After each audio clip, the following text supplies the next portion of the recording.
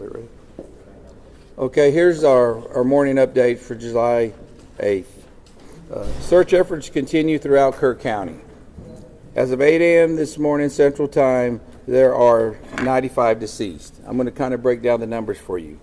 On adults, there's 59, unidentified 14. Children, 36, unidentified 13. Camp Mystic currently still has missing 5 campers and 1 counselor. Officials report there are 161 missing people in Kerr County area. Community members are asked not to conduct debris management of their property until directed by law enforcement. There is also a no burn ban in Kerr County at this time till further notice. Let me give you a visual.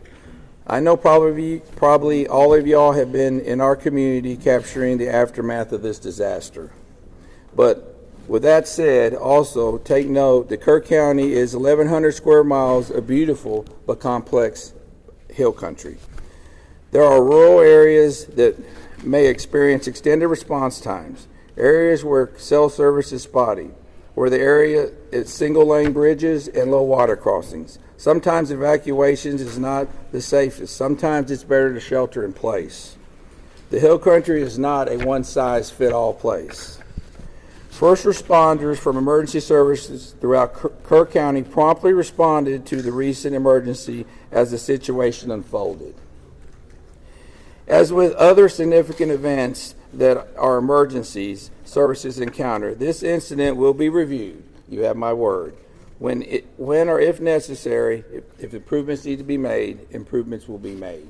What I'd like to do right now is kind of give you a breakdown. You know, I believe the latest report I had, we have 2,100 people out here at some capacity on this incident. As far as Kerr County Sheriff's Office right now, what our office is currently doing, it's an all hands on deck. Everybody we got are out here, but also we have an additional 2,000 plus people helping us. But as far as our patrol division, you know, they're involved in answering calls. Y'all have to remember, we still got day-to-day calls we have to handle. But they're also involved in different kinds of rescue and recovery efforts. My CID division, Criminal Investigation Division, is assisting with operations at the funeral home. They're also assisting with the identification process. My SOD division, Special Operations Division, is searching through heavy debris with heavy equipment. They're distributing assets with the Texas Game Wardens. They are also involved in recovery operations. Also, they're working with DPS special agents on all recovery processes and with the volunteer fire departments. Our communications is overseeing the communication operation liaison with DPS also. Our emergency management, Dub Thomas, is in the EOC Center. Also with my chief, they're both in the EOC Center. At this time, I brought a couple of the guys. I was going to let Captain Jason Waldrop say a few words. Jason has been in the field, hands on deck this whole time. I hadn't been able to get out of here a lot. There's a lot to manage here. He's actually witnessed several things. He's kind of going to give you a few ideas and updates on what's going on in the field, where he's been and what he's been seeing. And then we'll turn over to Sergeant Jack Land. Captain Jason Waldrop. Nope. Go ahead, sir. So the sheriff just wanted me to kind of give you all an update on some of the things that we as the sheriff department have been doing. One particular thing that we have done in order to help assist in locating the missing is we have coordinated a team with a local construction company, the Texas Department of Public Safety, some fire departments from within Kerr County, a fire department from Acuña, Mexico, and we are looking and searching the deeply impacted flood debris along the river. So these areas are where a lot of this debris is bottlenecked. So it's a lot of large trees, it's a lot of the vehicles, it's a lot of home structures have built up in these areas. So we are using very heavy equipment, excavators, skid loaders, to remove this material and do a deep impact search of where this is. So what we ask is, for those who are out there working, the local residents, the families of the missing, even some of the search teams, if you see these very large excavators working, please avoid these areas. We are trying to control these work sites. We have spotters on the ground, so as this material is being removed, we are looking for anything of a sign of a person that may be within this material. These operators have very limited vision with these large excavators, so please avoid these areas that they're working. We're still spotting areas up and down the river where we can take apart these materials and hopefully locate some more of the missing. So that's one main thing that we've been doing along the river to help this process. Sergeant Lamb. Thank you. Morning. Jonathan Lamb, Kerrville Police Department. We want to remind folks that if you've reported a loved one missing and they've returned home safely or been found safely, it's vitally important that you let us know that that person is no longer among the missing. We need to keep an accurate count, as accurate as possible. So if you've reported somebody missing and they've been recovered safely, please let us know.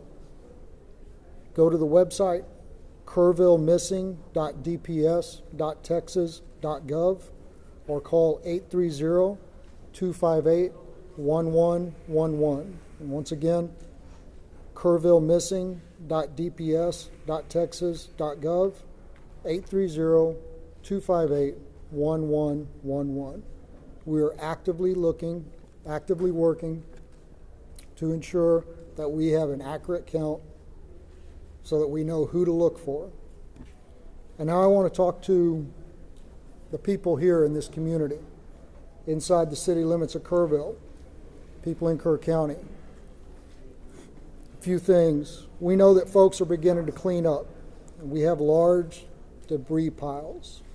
And we ask them not to use heavy equipment to take down those debris piles until they've been checked by a search party, because it's possible there are victims in that debris pile, and we don't want to disturb that. Please give us a call, our non-emergency numbers at the police department and the sheriff's department, and let us know that you've got a debris pile that needs to be checked before you begin that level of cleanup.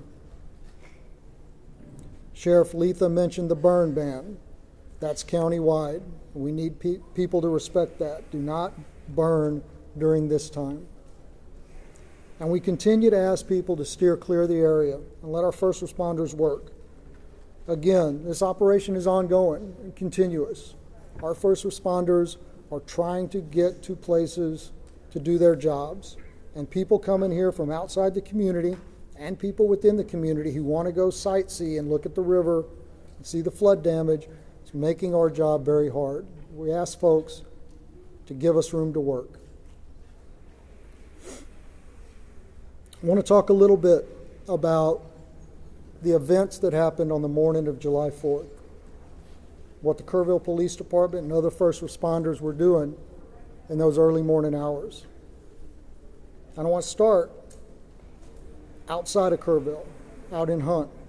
Now, for those of you who went out there yesterday with the governor, y'all know that Highway 39 crisscrosses the Guadalupe again and again and again.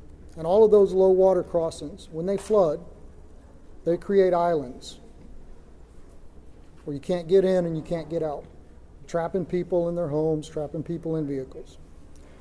And that's what happened on the morning of July 4th. One of our patrol sergeants lives out there in Hunt, and he got up, he got ready to go to work, and he realized when he hit the intersection of FM 1340 and Highway 39 that he was trapped on an island that was Hunt, Texas. And he saw people, dozens of people trapped on roofs. He saw people trapped in swift moving water. He gave them encouragement over his public address system in his vehicle. He told them to be strong, that he would get to them as quickly as he could, and to hang on. And he knew he needed help. He went to another detective, Kerrville Police Department detective who lives out there, and he woke him up, and he said, "It's bad. I need you to get your gear on and come find me." And then he went back out. And for 13 hours, those two officers, along with some Hunt volunteer fire department firefighters, and an emergency room doctor provided care to that Hunt community. When it was safe to do so, they waded into the water and they rescued people. They got people down off of roofs. They collected them there at the Hunt School. There was a young boy with a pretty severe leg injury that was given first aid treatment throughout the day. Other people came. Many of them were injured. They provided first aid. They coordinated helicopter evacuations for the most critically injured, communicated the situation back to our emergency dispatch center at the Kerrville Police Department. When the waters began to recede, they knew that vehicles would be making their way out there when it was safe to do so. So they went back and forth clearing out debris to clear a path for those vehicles. They saw helicopters flying back and forth, making recoveries upriver, evacuating those summer camps.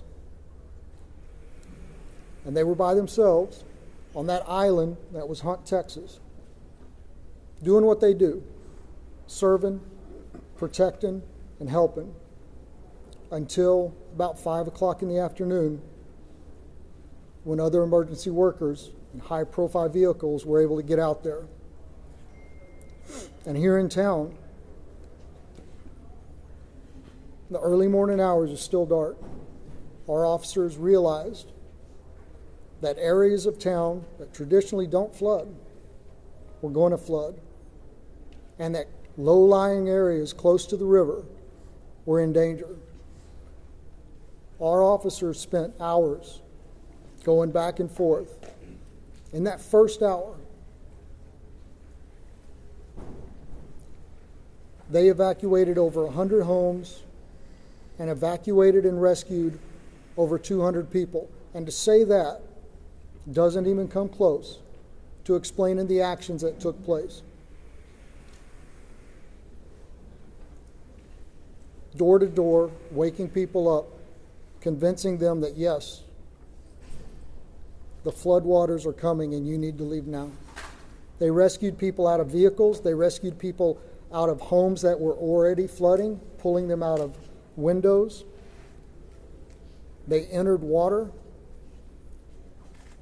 There's a trailer park that flooded in minutes. One officer was there by himself, and he realized, I need help. He sounded his siren, driving up and down those streets that were beginning to flood, calling on his PA system for folks to wake up and evacuate. And then 2 other officers joined him through first thigh deep, then waist deep, then chest deep water, as they went from RVs and trailers and rescued people, carrying them to safety through the water. Out on old FM 689, there were 2 people trapped in the water, clinging to a tree. 2 officers were there when a third one drove up. And one of them was wrapping a 100-foot flex line garden hose around his waist to go into the water and rescue those people. And those 3 officers went into the water, and one of them held that hose and acted as an anchor, while those other 2 made their way to those 2 victims, and they were able to evacuate them safely. Folks, I don't know how many lives our KPD team saved in an hour in Kerrville, but I know that this tragedy, as horrific as it is, could have been so much worse. And finally, I want to tell you about a member of our KPD team. These guys have been working around the clock. 4th of July traditionally is a all hands on deck event for us, because we hold an amazing concert on the river. On July 4th, it was an all hands on deck event for a very different reason. But our officers had been working without time off, without any downtime, 16, 18, 20-hour shifts, without complaint. Yesterday was the first day we were able to give a couple of them some downtime, So we sent an officer home to rest. But rather than taking a day off, a much well-deserved day off, he got up and he put on his gear and he volunteered to go out on foot with a ground search party. And he spent his day up and down the Guadalupe River, going over, under, around trees, searching for victims to try and reunite the missing with their families.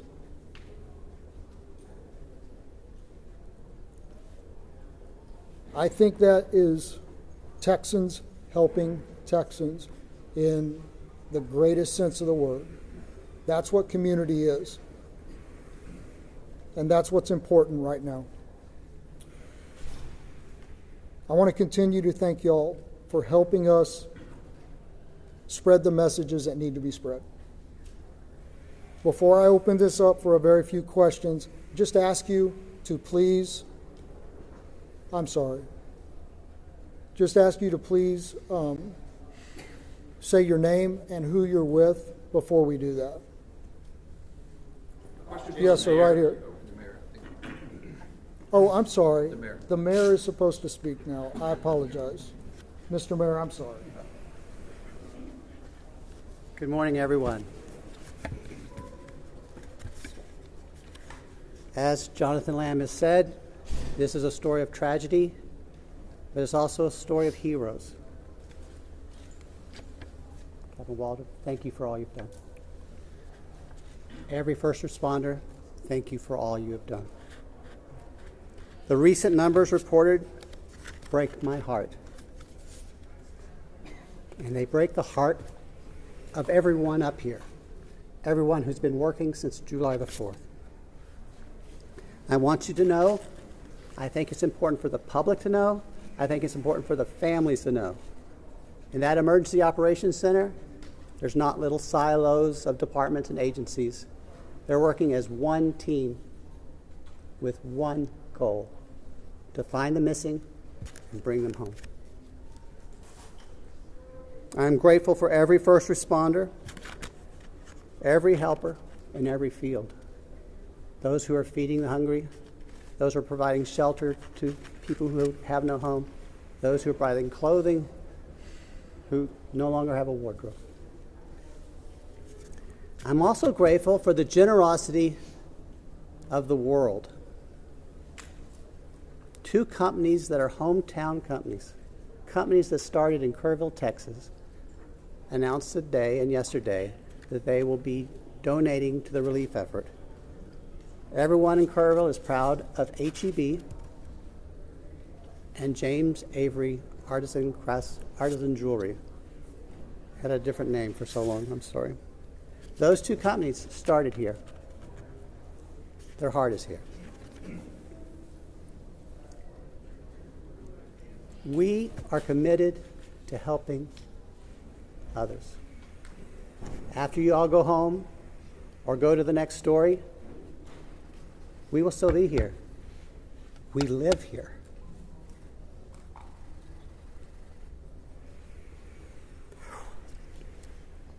We've lost friends here. If you feel able to donate to the relief fund, the best source we are recommending is the Community Foundation of the Texas Hill Country. That's the community their website is communityfoundation.net. There's a link at the top of that page to help you donate. Now listen, I'm married to a retired first grade teacher. And I learned a little bit about classroom management from her. If you yell questions at us, we're probably going to pick someone else to answer, okay? So if you feel the need to yell your questions, I will feel the need to not answer your question. In first grade, they raised their hands. That might be a good start. Yesterday was a disaster, and I was embarrassed. Our town was embarrassed. Your viewers were embarrassed. And I don't want that to happen again. Now, I'm going to do something I've been told to do. I'm going to turn it back to Jonathan Lamb to start the question and answer period. However, please make my retired first grade teacher wife proud and raise your hands. Thank you. Okay, once again, just say your name, please, and who you're with. And I'd already called on you, so yes, sir. I'm Ernie Zuniga with KSAT 12 in San Antonio. Question for the sheriff.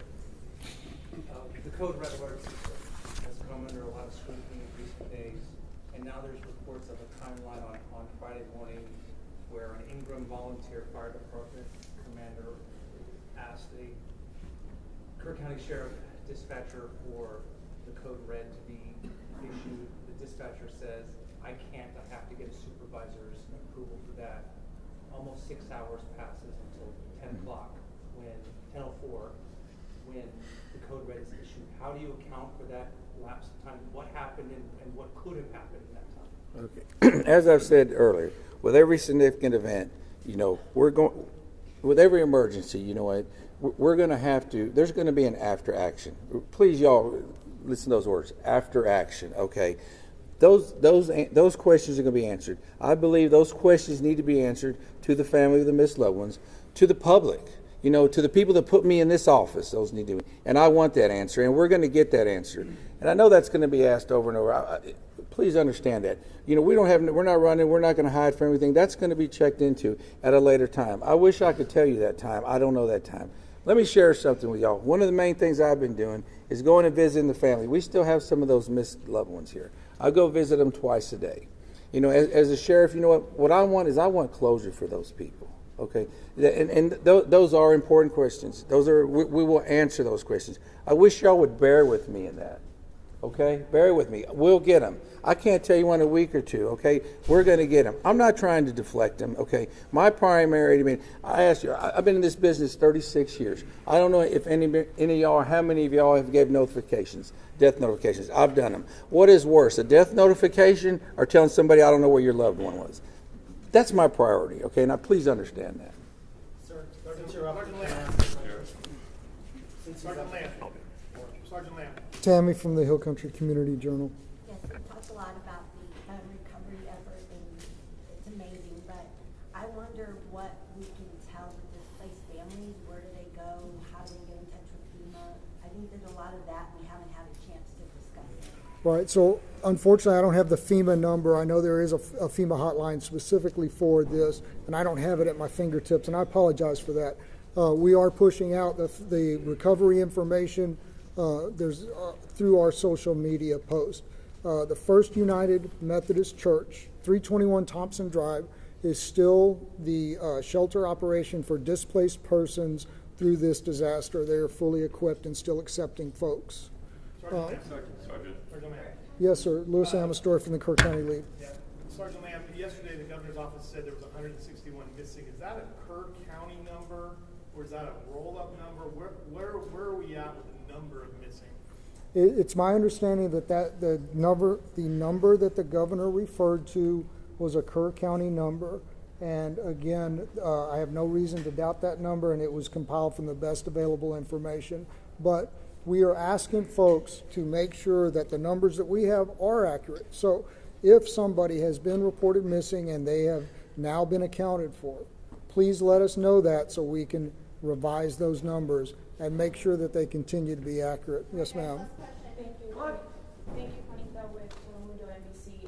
Yesterday, Governor Abbott said that 2 days prior to the disaster, he had provided resources, and they were here on ground. I know this is a question for you or for the mayor, but he said you guys were prepared, that you had those essentials. What happened? Did you guys have those resources? Yeah, listen, I'm going to just say what has already been said. At the appropriate time, all of that is going to be reviewed and checked into. I don't have the answer to that question right now. I don't have that information. And rather than speculate, it would be irresponsible for me to do that. So, Could you speak on that? Repeat the question, please. Yesterday, Governor Greg Abbott said 2 days prior to the disaster, he had provided the town with more than enough resources to respond to the disaster. Were those resources here? Locals tell us they didn't see any resources. They didn't see anyone until hours Thank you. What resources did you guys have, and why wasn't there any response? Okay. I didn't see the governor's remarks. I haven't seen the governor's remarks. Last night we had a city council meeting, and I was required to be there. And so I'm sorry, I don't know what resources TDM had in place at that time. I know when I arrived at the Emergency Operations Center on the morning of July 4th, there were TDM personnel there. But what assets they were able to use that morning, I'm sorry, I do not know. Mr. Mayor. Listen, people are yelling, and I didn't really want y'all to. If you offer only 3 questions, then you're going to have people Guess yelling. what? You're in Kerrville, and we're going to do it my way. I understand that. Morgan Chesky, please. Mr. Mayor, records show that the concept of flood warnings have been discussed at least 24 times by the county. What's the biggest reason that these systems have not gone into place at this point? You know, Morgan, you and I grew up here. And I wasn't in office during those discussions. And frankly, I'm more focused on the future than the past, as you know. What I can say is the governor, the lieutenant governor, the Speaker of the Texas House have all provided us support, and they have all said this is a priority for the upcoming special legislative session. As mayor of Kerrville, as someone who grew up here, I am grateful for their support, and I look forward to what they propose during the special session. My last question will be you. Thank you, sir. Shimon Provost from CNN. The Lieutenant Governor said that on July 3rd that the county judges and city mayors were invited on a daily call Thursday to discuss weather forecasts. Were you on that call? Were you invited to that call? Do you know if the county judge was also on that? I can't speak for the county judge. That would be hearsay. And I'm not going to contradict the information you have. But I will tell you, personally, I did not receive a telephone call. You weren't invited to the call? I did not receive a telephone call. And you were never given any information about what assets were brought into the area?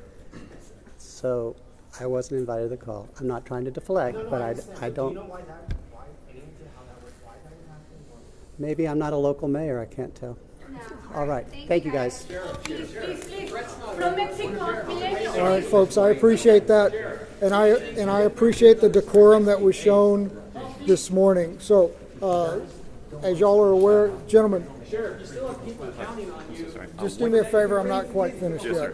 All right. So, as y'all are aware, there's not going to be a 1500 presser. What we are going to do is send out an update, any updates through the email list. And once again, if you haven't gotten on our email list, that's going to be JIC, J-I-C, at kerrvilletx.gov. I'll give it to you again, JIC at kerrvilletx.gov. Thank you all. Sergeant, what time?